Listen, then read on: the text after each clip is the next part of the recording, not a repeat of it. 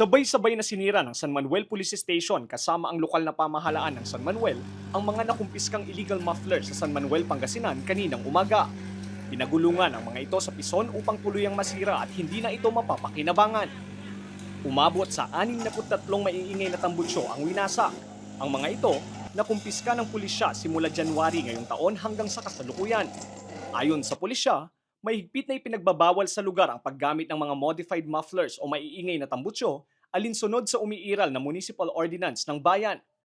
Bali yung municipal ordinance natin is yung 2017-12 wherein yung illegal mufflers is actually hindi lang naman dito sa municipality yan, actually in the entirety of the Philippines naman is bawal yung mga loud mufflers natin dito, especially yung mga modified mufflers natin na syempre especially pag gabi yan yung mga nagdi-disturb sa atin, yung mga maiingay. Kaya gumawa rin sila ng localized version nito dito sa Municipality of San Manuel. Ipinakita umano sa publiko ang pagsira sa mga maiingay na tambutsyo upang malaman ng mga motorista na seryoso ang PNP sa pagpapatupad ng kampanya laban sa mga gumagamit ng mga illegal mufflers.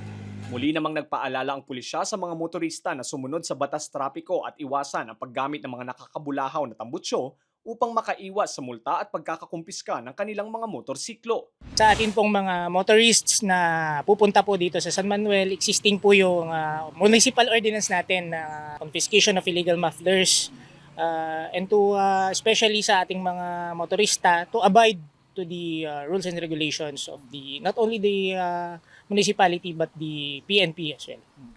Lester Narag, Balitang, Solid North.